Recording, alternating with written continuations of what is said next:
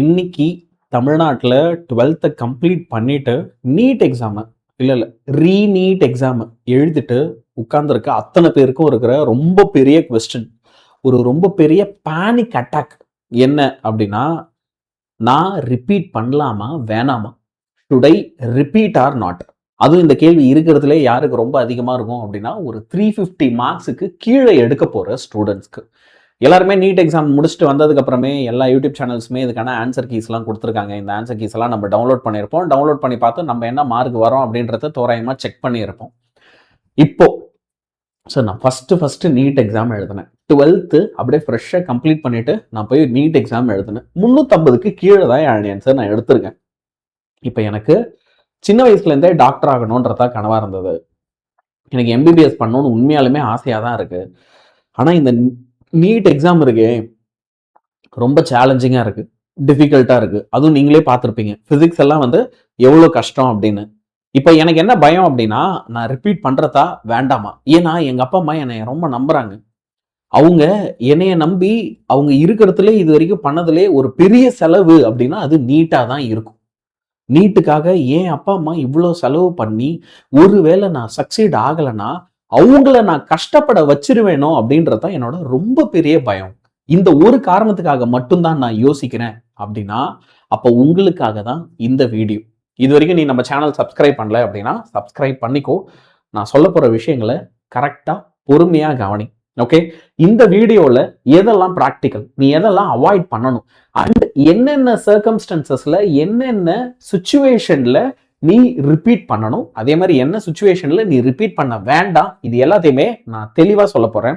ஆனால் ஒரே ஒரு ரிக்வெஸ்ட், இந்த வீடியோவை நீ கம்ப்ளீட்டா பார்த்து முடிக்கிற வரைக்கும், சரியா? Until you complete the video தயவு செஞ்சு எந்தவித முடிவும் எடுத்துறாது. நான் எல்லா ஆப்ஷன்ஸையும் சொல்றேன், எல்லா ஆப்ஷன்ஸையும் கேட்டுட்டு அப்புறமா யோசிச்சு முடிவெடு. இந்த வீடியோவுக்கு நடுவுலே நான் சொல்றதை கேட்டெல்லாம் நீங்க எந்த முடிவும் எடுக்க வேண்டாம். முதல்ல நம்மளே ஒரு கேள்வி கேட்டுப்போம். அது என்ன அப்படின்னா, இப்போ என்னோட மார்க் எனக்கு என்னவா இருக்கு? நான் ஒரு 250ல இருந்து 350 ரேஞ்சில் இருக்கேனா, இல்ல 150ல இருந்து 250 ரேஞ்சில் இருக்கேனா, இல்ல என்னுடைய மார்க் பாத்தீங்கன்னா பிலோ 150 இருக்கா? Is it below 150? இதை நமக்குள்ள ஒரு கேள்வியா கேட்டுப்போம். ஏன்னா இது ஒவ்வொன்றுமே வேற வேற பிரச்சனையை இண்டிகேட் பண்ணுது. நீங்க இந்த கேட்டகரியில ஓகே, ஒரு பேச்சுக்கு நீங்க 150ல இருந்து 250 வரீங்க அப்படின்னா, இவங்க இம்ப்ரூவ்மெண்ட் பண்ண வேண்டியதும் இவங்க இம்ப்ரூவ் பண்ண வேண்டியதும் வேற, இவங்க இம்ப்ரூவ் பண்ண வேண்டியது கம்ப்ளீட்டா வேற. ஸோ அது என்னென்ன அப்படின்றத நான் சொல்றேன். ஃபர்ஸ்ட், நீ ஒரு 300ல இருந்து 350 அப்படி இல்லைன்னா ஒரு 250ல இருந்து 350க்குள்ள இருக்க அப்படின்னா, அப்போ உங்களோட பிரச்சனை உங்களோட ப்ரிப்பரேஷன் இல்லை, உங்களுக்கு ஃபவுண்டேஷன்ல தான் பிரச்சனை இருக்கு, பேசிக்ஸ்ல தான் பிரச்சனை இருக்கு. எப்போ அந்த பேசிக்ஸை நீங்க ஓவர் கம் பண்றீங்களோ, பேசிக்ஸை நல்லா கத்துக்கிறீங்களோ, நீங்க நீட்ல சூப்பரா மார்க் எடுக்க முடியும். உங்களால 650+ கேரண்டியா எடுக்க முடியும். If you are between 250 and 350.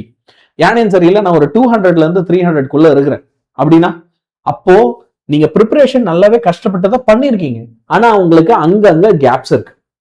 கேப்ஸ்னா என்ன? கைனமேட்டிக்ஸ் சாப்டர் எடுத்துக்கிறீங்க அப்படின்னா, இப்போ எல்லாத்தையும் படிப்போம், ஆனா ப்ரொஜெக்டைல் மோஷன் மட்டும் கொஞ்சம் ஒழுங்கா படிச்சிருக்க மாட்டோம். மேபி இன்க்ளைன்டு பிளேன் கான்செப்ட்ஸ் எல்லாம் பெருசா தொட்டிருக்க மாட்டோம்.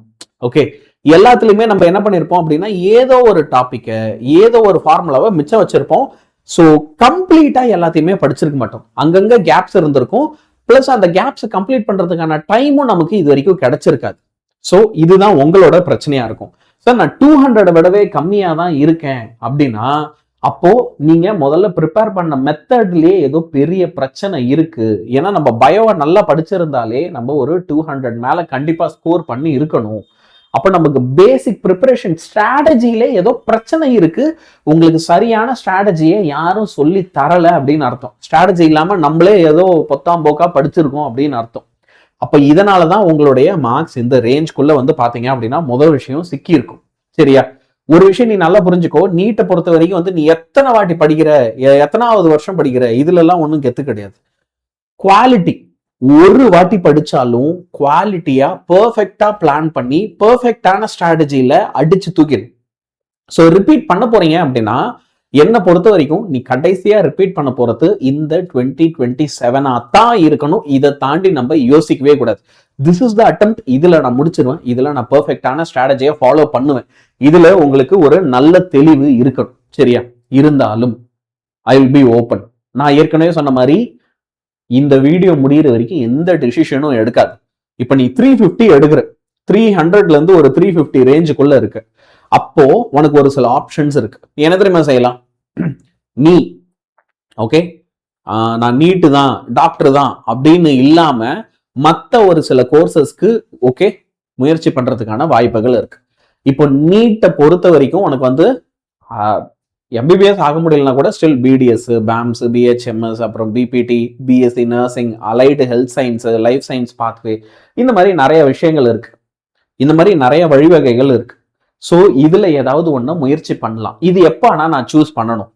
இது எனக்கு சரி வராது, இது ரொம்ப இன்டென்ஸா இருக்கு, எனக்கு ப்ரெஷர் ரொம்ப அதிகமா இருக்கு, இவ்வளோ ப்ரெஷர் என்னால் அண்டர்கோ பண்ண முடியாது, இன்னும் ஒரு வருஷம்னா இது எனக்கு ரொம்ப கஷ்டம் யானேன் சார் அப்படின்றவங்க தாராளமா இதுல ஏதாவது ஒன்றை சூஸ் பண்ணி அதை நீங்க படிக்க ஆரம்பிச்சிடலாம். ஓகே, இதுல எந்த தப்பும் இல்லை. நமக்கு நம்மள எது சந்தோஷமா வச்சிருக்குமோ அதை செய்யறது தான் புத்திசாலித்தனம். சரியா? அப்போ நீ வந்து எப்ப டிராப் பண்ணணும், நீ ரிப்பீட் பண்ணணும்னு நினைக்கிற செகண்ட் ஆப்ஷன் அது. ஃபர்ஸ்ட் ஆப்ஷன் கிடைக்கிற கோர்ஸ் நம்ம எடுத்துல. செகண்ட் ஆப்ஷன் என்னன்னா இட் இஸ் அபவுட் டிராப்பிங். ஆனா என்ன கண்டிஷன்ல மட்டும்தான் டிராப் பண்ணும்? உனக்கு உண்மையாலுமே எம்பிபிஎஸ் தான் வேணும் அப்படின்னா டிராப் பண்ணு. சரியா? எனக்கு இந்த வருஷம் நான் ப்ரிப்பேர் பண்ணது கொஞ்சம் எனக்கு இன்கம்ப்ளீட்டா இருந்தது, நான் இன்னும் கொஞ்சம் பெட்டரா பெர்ஃபார்ம் பண்ணிருக்கலாம், இன்னும் கொஞ்சம் எஃபர்ட் போட்டிருந்தா எனக்கு கண்டிப்பா கிடைச்சிருக்கும்னு நம்புறவங்க ரிப்பீட் பண்ணு. உன்னால கன்சிஸ்டண்டா படிக்க முடியுமான்னு உன்ன நீயே ஒரு கேள்வி கேட்டுக்கும். இல்ல நான் இன்கன்சிஸ்டண்டா தான் இருப்பேன் அப்படின்னா MBBS is not for you. I am sorry. யாரால ரொம்ப ரொம்ப கன்சிஸ்டண்டா லைஃப்ல இருக்க முடியுமோ அவங்களால தான் ஒரு சிறந்த மருத்துவராகவே வர முடியும். அப்போ கன்சிஸ்டண்டா இருக்கணும். ஸோ கன்சிஸ்டண்டா படிக்கணும். சரியா? உனக்கு ஃபேமிலி சப்போர்ட் இருக்கா? இது நான் ஓப்பனாவே பேசுறேன். ஒரு சில பேருக்கு வீட்டுல சுத்தமா ஃபேமிலி சப்போர்ட் இருக்கவே இருக்காது. அப்போ உங்களுக்கு கம்ப்ளீட்டா ஃபேமிலி சப்போர்ட்டே இல்லை. ஓகே, உங்களுக்கு அட்லீஸ்ட் அப்பா அம்மா யாரோ ஒருத்தர், இல்ல அண்ணா அக்கா யாரோ ஒருத்தர் வீட்டுல சப்போர்ட் இருக்கணும். யாருமே சப்போர்ட்டே பண்ணல அப்படின்னா ரிஸ்க் எடுக்காத. இது உனக்கு மென்டலா ஒரு வருஷம் ஃபுல்லா உன்னை படிக்க விடாம பண்ணிடும் எடுத்ததுக்கு அப்புறம். சரியா? நான் தப்பு பண்ணிருக்கேன், நான் இன்னும் கொஞ்சம் பெட்டரா பெர்ஃபார்ம் பண்ணிருக்கலாம் அப்படின்ற ஒரு உணர்வு உனக்கு இருக்குன்னா நீ ரிப்பீட் பண்ணு. சார் இதுல ஆனா பிராங்கா சொல்றேன் சார், நான் நிறைய கஷ்டப்பட்டு தான் படிச்சேன். ஆனா கொஸ்டின் பேப்பரை நீங்க பாருங்க, எல்லா தப்பும் ஏன் மேலன்னு மட்டும் நான் எப்படி எடுத்துக்க முடியும்?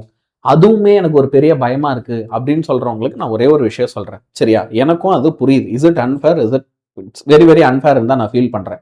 ஆனா நீட்ன்றது it is not an exam about mark, but it is an exam about rank. புரியுதா? 720 எடுத்தா மட்டும்தான் டாக்டர் ஆகணும்னு ரூல் போட்டிருக்காங்களா? இல்ல. ஆனா முதல்ல வர 1.5 லைக் ஸ்டூடெண்ட்ஸுக்கு கவர்மெண்ட் சீட்டு கிடைக்கும்னு சொல்லியிருக்காங்களா? சொல்லியிருக்காங்க.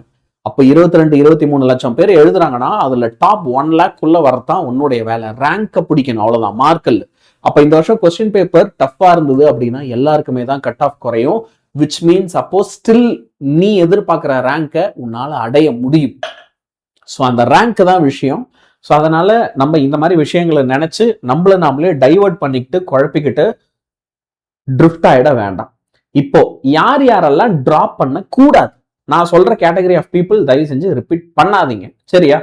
முதல் விஷயம், எனக்கு ஃபியர் ஆஃப் ஜட்ஜ்மெண்ட் இருக்கு. ஒவ்வொரு வாட்டி ஒவ்வொரு டெஸ்ட் நடக்கும் போதும் நான் ரொம்ப இன்செக்யூர் ஆயிடுவேன். என்னது நம்மளால இது முடியாதோ, ஐயோ அவசரப்பட்டு சேர்ந்துட்டோமோ, நான் ஒரு முடிவு எடுப்பேன் சரி, எடுத்துட்டு ஏன்டா இந்த முடிவு எடுத்தோன்னு ஆனா நிறைய வாட்டி நான் யோசிச்சுட்டே இருப்பேன். அந்த மாதிரி ஒரு பர்சன் சீரியஸா உனக்கு செட் ஆகாது. நம்ம ஒரு முடிவு எடுத்துட்டோம் அப்படின்னா நம்ம அதில் ஸ்ட்ராங்கா நிக்கணும். புரியுதா? No matter what happens. சரியா? இல்ல நான் இதை எப்படியாவது சரி பண்றேன், எப்படியாவது நான் ஹார்ட் ஒர்க் பண்றேன், நான் இதை ஃபிகர் அவுட் பண்ணி கண்டிப்பா மார்க் எடுக்கிறேன், நான் இதுல ஜெயிச்சே தீருவேன். அந்த ஆட்டிடியூட் நமக்கு இருக்கணும். என் ஃப்ரெண்டு ரிப்பீட் பண்றாங்க யானியன் சார், க்ளோஸ் ஃப்ரெண்டு 12th வரைக்கும் ஒன்னா படிச்சிட்டோம், இப்போ அவங்களை விட்டு என்னால பிரிஞ்சு இருக்க முடியாது, அதனால நானும் ரிப்பீட் பண்ண போறேன். தேவையில்லை, அவங்க வழியில போட்டோம், நீ உன் வழியில போ.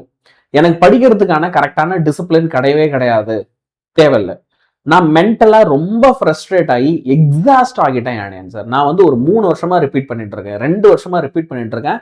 மென்டலா நான் எக்ஸாஸ்ட், போதண்டா சாமின்னு இருக்கு. சரி விட்டுரு, அடுத்தது போய் பாரு. ஒன்னும் நீ வந்து இந்த உலகம் ஒன்னும் அப்படியே வந்து என்ன சொல்றது அந்த அளவுக்குலாம் ஒர்த் இல்லை. புரியுதா? நீ நீயே அப்படியே சாக்ரிஃபைஸ் பண்ணி போய் சந்தோஷமா இருப்போ, நல்லா இருக்கு. புரியுதா? ரிப்பீட்டிங் நீட் என்னை பொறுத்த வரைக்கும் ஒரு இன்வெஸ்ட்மெண்ட்டா இருக்கணும். நீ நீட்டுக்கு ரிப்பீட் பண்றேன்னா ஒரு வருஷம் அது வந்து இல்ல ஒரு இன்வெஸ்ட்மெண்ட் அப்படின்னு உன் மனசு யோசிக்கணும். அதே உனக்கு ஒரு நாள் பனிஷ்மெண்ட்டா ஆயிடக்கூடாது. It should not become a punishment for you. நாளைக்கு வந்து 3 வருஷம் இப்படித்தான் வீணாக்கிட்ட, 2 வருஷம் இப்படிதான் வீணாக்கிட்ட அப்படின்னு சொல்லி சொல்லி சொல்லி உன்னை குற்ற உணர்ச்சியில தள்ளுறதுக்கு நிறைய பேர் நிப்பாங்க. அப்போ நான் உன்கிட்ட சொல்றது வந்து என்ன, யோசிச்சு தெளிவா முடிவெடு. அது உனக்கு என்னைக்குமே ஒரு பனிஷ்மெண்ட்டா மாறிட வேண்டாம். சரியா? இப்போ 3வது ஆப்ஷன் ஒன்று இருக்கு. காலேஜ் போயிட்டே பார்ஷியலா நான் ரிப்பீட் பண்றேன். இதை யாரு தெரியுமா செய்யலாம்? நான் 3 வருஷமா நீட் படிக்கிறேன், 4 வருஷமா நீட் படிக்கிறேன்றாங்கல்ல, அவங்க செய்யட்டும். சார் நான் இப்பதான் 12th முடிச்சிருக்கேன், 12th முடிச்சுட்டு நான் அப்படியே காலேஜ் போயினே ரிப்பீட் பண்ணலான் இருக்கேன்னா வேண்டவே வேண்டாம். நீ காலேஜ் கூட போ, நீட்டுக்கு படிக்கவே படிக்காது. நான் ஃப்ராங்கா சொல்றேன், காலேஜ் கூட போயிடு, காலேஜை ஒழுங்கா உட்காந்து படி, ஆனா நீட்டுக்கு படிக்காத. இல்ல நீட்டை படி, காலேஜை படிக்காத. புரியுதா? ஏதாவது ஒண்ணு தெளிவாயிடுங்க. ஏன்னா இந்த பார்ஷியல் ரிப்பீட்டர் என்ற விஷயம் ஒர்க் அவுட் ஆகி நாங்க பார்த்ததே கிடையாது. இது யாருக்கு ஒர்க் அவுட் ஆகும் அப்படின்னா 3rd இயர் இல்ல 4th இயருக்கு. ஏன்னா அவங்க ஏற்கனவே எல்லாத்தையுமே படிச்சிருப்பாங்க, சின்ன சின்ன கேப்ஸ் தான் இருக்கும். அந்த சின்ன சின்ன கேப்ஸை அவங்க வந்து ஓவர் ரோல் பண்றதுக்கு அந்த ப்ரிப்பரேஷன் அந்த டைம் போதுமானதா இருக்கும். நீ ஸ்கிராச்ல இருந்து பில்டு பண்ணும்.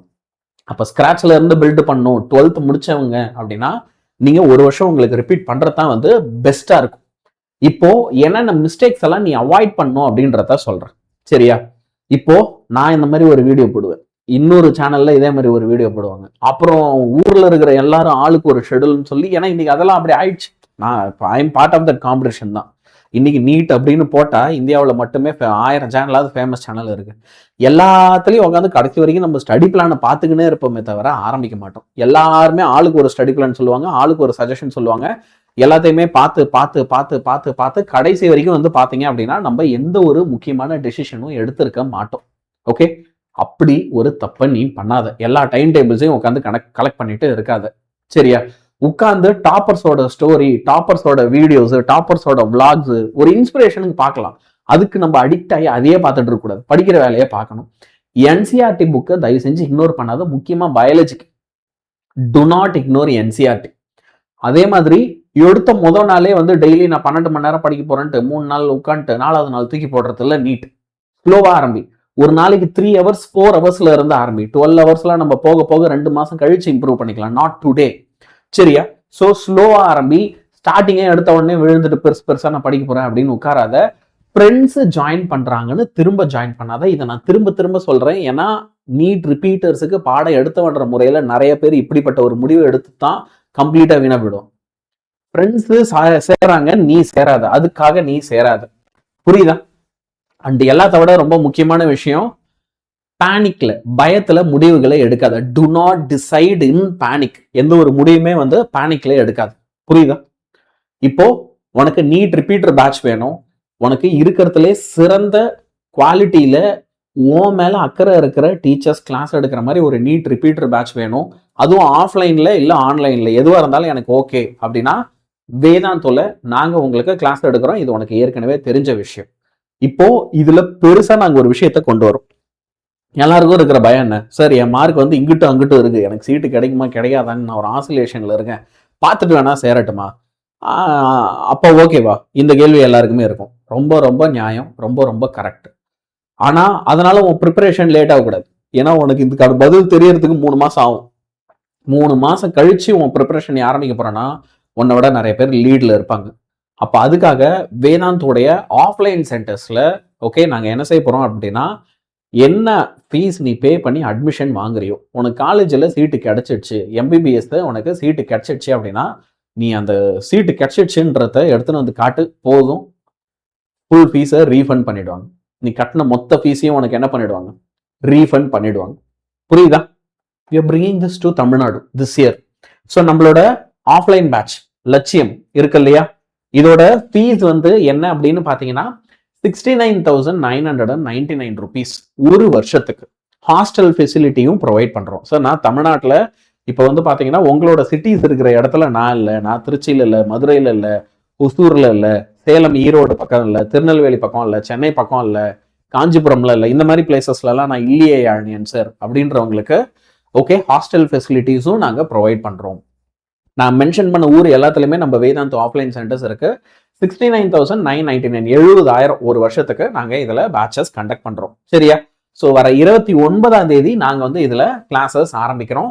இல்லையானேன் சார் எனக்கு ஆன்லைனில் படிக்கணும்னு ஆசையாக இருக்குது அப்படின்றவங்க உங்களுக்கு நாங்கள் ஆன்லைன் ஆப்ஷனும் வச்சுருக்கோம். ஆன்லைன் ஆப்ஷன் வந்து பார்த்தீங்கன்னா உங்களுக்கு 3,499 ருபீஸ் வரும். ஓகே, 2,999 இல்லை, 3,499. இப்போ வந்து ஃபீஸ் 500 ரூபாய் அதிகமாக இருக்குது. சரியா? இதே நீங்கள் இன்ஃபினிட்டியில் சேரணும் அப்படின்னா உங்களுக்கு ஃபீஸ் வந்து 6,999 வரும். இன்ஃபினிட்டி ப்ளஸில் வந்து 19,999 வரும். இது மூணுத்துக்கும் என்ன ஆனியன் சார் வித்தியாசம்? ஓகே, இது மூணுத்துக்கும் என்ன வித்தியாசம் அப்படின்னா, ஃபர்ஸ்ட் இந்த 3,499 பேட்ச் இருக்கு இல்லையா, இதில் உங்களுக்கு நீட் ரிப்பீட்டர் பேட்ச் முழுக்க முழுக்க ஆன்லைனில் வந்துடும். டெய்லி காலையில் 10 மணிலேருந்து 4 மணி வரைக்கும் டீச்சர்ஸ் வந்து கிளாஸ் எடுப்பாங்க, நோட்ஸ் கொடுத்துருவாங்க, எல்லாமே வந்துடும். எல்லாமே ஆனால் வந்து பார்த்தீங்கன்னா பிடிஎஃப்ஸாக வரும். நீ பிடிஎஃப் பிரிண்ட் போட்டு நீ படிச்சுக்கணும். எனக்கு கையில் புக்ஸாக இருந்தால் நல்லாயிருக்கும், கொஸ்டின் பேங்க்லாம் வேணும்ல, அதெல்லாம் எனக்கு வேணுமே அப்படின்னா 6,999 நீங்கள் பே பண்ணிங்கன்னா வீட்டுக்கே புக்ஸும் டெலிவரி ஆகிடும். ப்ளஸ் ஆன்லைனில் ஒரு வருஷம் ரிப்பீட்டர் பேட்ச் 19,999 உங்களுக்கு வந்து பார்த்தீங்க அப்படின்னா 1-on-1 மென்டரிங். உங்களுக்குன்னு தனியாக ஒரு மென்டர் உட்காந்து உங்களுக்கு வீக்லி ஸ்டடி பிளான் போட்டு கொடுக்கறது, பேக்லாக்ஸ் இருக்குன்னா அந்த பேக்லாக்ஸை ஓவர் கம் பண்ணுறதுக்கு எப்படி டைம் டேபிள் போடணும்னு உங்க கூட உட்காந்து டைம் டேபிள் போட்டு தருவாங்க. நீங்கள் கிளாஸஸ் அட்டன் பண்ணல அப்படின்னா உங்களுக்கு கால் பண்ணி ஏன் அட்டன் பண்ணல, இந்த கிளாஸஸ் மிஸ் பண்ணிட்டீங்க, அதெல்லாம் திரும்ப பாருங்க அப்படின்னு அட்வைஸ் பண்ணுவாங்க. பேரண்ட் டீச்சர் மீட்டிங் கண்டக்ட் பண்ணுவாங்க. உங்களுக்கு 24 மணி நேரமும் என்ன டவுட் இருக்குனாலும் வீடியோ காலில் வந்து அந்த டவுட்டை கிளியர் பண்ணுவாங்க. இந்த மாதிரி ஃபீச்சர்ஸ் எல்லாமே சேர்த்து நாங்கள் 19,999 தரோம். சரியா? ஸோ ஆன்லைன் ஆர் ஆஃப்லைன் இது ரெண்டுத்துல நீங்கள் எதில் ஜாயின் பண்ணணும்னு விருப்பப்பட்டாலும் அதுக்கான லிங்க்ஸை இந்த வீடியோடைய டிஸ்கிரிப்ஷனில் நான் கொடுத்துருக்கேன். சரியா? ஸோ நீங்கள் வெற்றி பேட்சில் ஜாயின் பண்ணுமா, அதுக்கான லிங்க்ஸ் டிஸ்கிரிப்ஷனில் இருக்குது. அதே மாதிரி வந்து பார்த்தீங்க அப்படின்னா ஆஃப்லைன் பற்றி நான் என்கொயரி பண்ணணும். ஓகே, 70,000ன்றது பெரிய அமௌண்ட் இல்லையா, உடனே எல்லாம் கட்ட மாட்டோம். ஸோ அப்போ அதை பற்றி நான் என்கொயரி பண்ணணும், இன்னும் மேலும் நிறைய தகவல்கள் நான் தெரிஞ்சுக்கணும் அப்படின்னா அதுக்கு ஒரு கூகுள் ஃபார்மும் நான் கொடுத்துருக்கேன். அதை ஃபில் பண்ணுங்கள். வேதாந்தில் எங்கள் சைடில் இருந்தே உங்களுக்கு கால் பண்ணி எல்லா டீட்டெயில்ஸையும் அழகாக பக்காவாக எக்ஸ்பிளைன் பண்ணுவாங்க. அதுக்கப்புறம் உங்களுக்கு ஓகே அப்படின்னா நீங்கள் வந்து இதில் ஜாயின் பண்ணலாம். சரியா? ஸோ யார் யாருக்கு என்னென்ன விருப்பம் இருக்கோ ஃபில் பண்ணு. நான் திரும்ப சொன்னது தான், பேனிக்கில் அவசரத்தில் எந்த ஒரு முடிவும் எடுக்காது. சரியா? யோசிச்சு நிதானமாகவே முடிவு எடுங்க. ஆனால் 29th நம்ம பேட்சை ஸ்டார்ட் ஆகுது, விச் மீன்ஸ் இந்த வீடியோ போடுற நேரத்தில் அதுக்கு இன்னொரு 5 நாள் இருக்குது. ஸோ யோசிச்சு முடிவெடுத்து ஓகே ஜாயின் பண்ணுங்க. சரியா? இந்த பேட்சஸில் நானுமே டீச் பண்ண போகிறேன் அப்படின்றதையும் மறந்துடாது. ஓகே, பாய் பாய்.